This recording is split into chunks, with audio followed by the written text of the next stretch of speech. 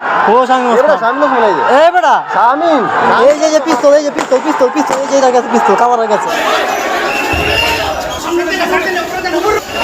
এই বিচারপতি মানে বাংলাদেশে অরাজকতা সৃষ্টির পেছনে সাবেক প্রধানমন্ত্রী শেখ হাসিনা একাই দায়ী। সম্প্রতি ডিবির হেফাজতে থাকা হাসিনার আস্থাভাজন এমপি মন্ত্রীরাই দিচ্ছেন এমন তথ্য। জিজ্ঞাসাবাদে তারা বলেন শেখ হাসিনা তাদের কারো কথা শুনতেন না। এ সময় তারা ডিবি কর্মকর্তাদের বলেন, আপনারা জানেন না শেখ হাসিনা কত বড় একরোখা মানুষ।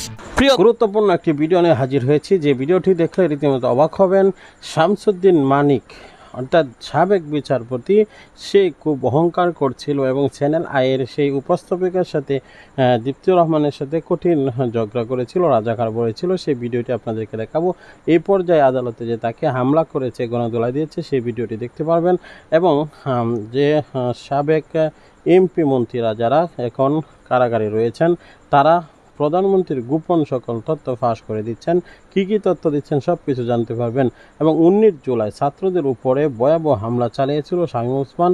প্রকাশ পেয়েছে সেই ভিডিও, স্পষ্টভাবে দেখা যাচ্ছে শামিম ওসমান গুলি করেছে। আসুন সেই ভিডিওটি দেখবো। এই ভিডিও শামিম ওসমান দিয়েছে ও শামিম ওসমান শামিম ওসমান এই বেটা এই যে পিস্তল এই যে পিস্তল পিস্তল পিস্তল এই যে এটা গেছে পিস্তল কাভার গেছে শামিম বেটা এই যে শামিম এই যে শামিম এই যে ছয় শটগান দাও এই যে ওই দাবি যে শামিম ওসমান না রকম ওই শামিম না এই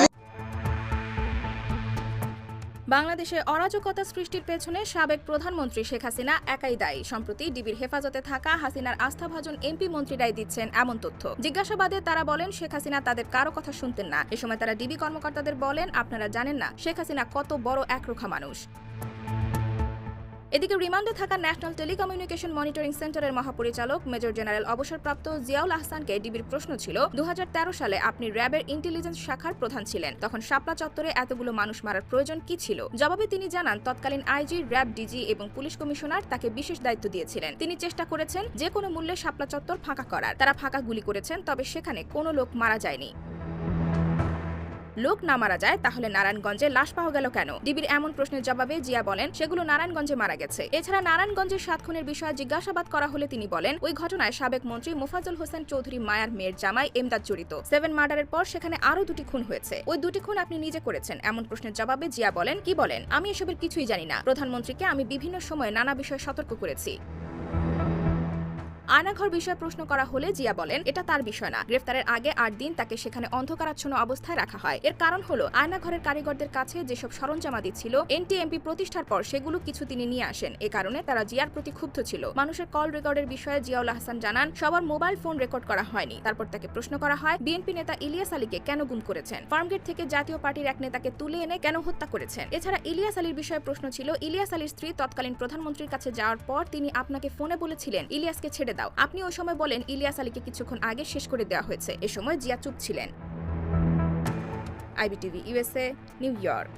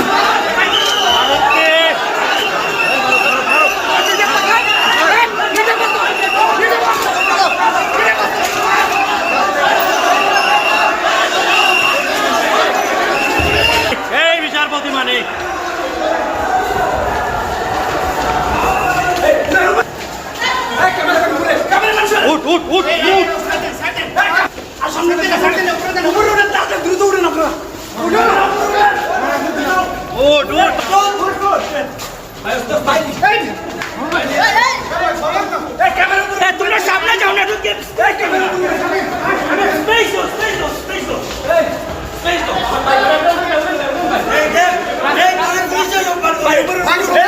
তুই কি করতে আমাদের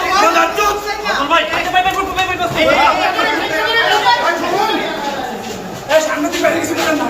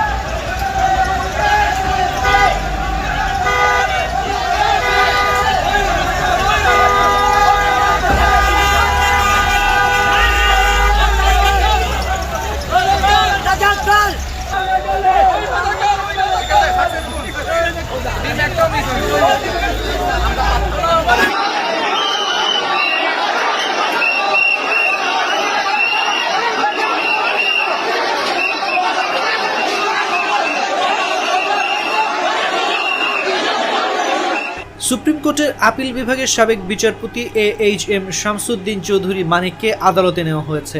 শনিবার বিকেল 4:10 সিলেটের জুডিশিয়াল ম্যাজিস্ট্রেট এক আলমগীর হোসেনের আদালতে তাকে তোলা হয়। প্রত্যক্ষদর্শীরা জানান, প্রিয় দর্শক, যখন ফেসে যাচ্ছে এমপি মন্ত্রীরা তখন সবাই ফাঁসিয়ে দিচ্ছে প্রধানমন্ত্রী সাবেক শেখ হাসিনাকে। শেখ হাসিনা সাবেক প্রধানমন্ত্রী, তিনি সব কিছুই নাকি নির্দেশ দিয়েছেন এবং একরোখা মানুষ ছিলেন, আর সেজন্যই তাকে ফাঁসিয়ে দিচ্ছে। এদিকে একে একে সকল গোপন তথ্য ফাঁস করে দিয়েছে জিয়াউল হাসান এবং আওয়ামী লীগের নেতাকর্মীরা। সম্পূর্ণ ভিডিওটি দেখলেন, অবশ্যই ভিডিও সম্বন্ধে আপনাদের মূল্যবান মতামতটি কমেন্ট বক্সে জানাবেন। যে যত বেশি বাড়ে সে তত কিন্তু বিপদে পড়ে। শামসুদ্দিন মানিক তিনি কিন্তু অনেক দাম্ভিকতা করেছে, তার কেরানি হওয়ার যোগ্যতা ছিল না, কিন্তু তাকে বিচারপতি বানিয়ে দেওয়া হয়েছে। পরিশেষে সেটাই কিন্তু করেছে শেখ হাসিনা, যেটা কখনো উচিত নয়। অর্থাৎ অযোগ্য ব্যক্তিদেরকে যোগ্য চেয়ারে বসিয়ে দিয়েছে যেন তার বিরুদ্ধে কেউ যেতে না পারে এবং তার বিরুদ্ধে যেন কথা বলতে না পারে এবং তার কথা যেন শুনে, আর সেমনটি করেছে। ঠিক তেমনি সেনাপ্রধানকেও এমনই বসিয়েছে, কিন্তু সেনাপ্রধান তার কথা শোনেনি বলেই এই বিষয়টি এখন সামাজিক যোগাযোগ মাধ্যমে হিরো হয়ে গেছে সেনাবাহিনী এবং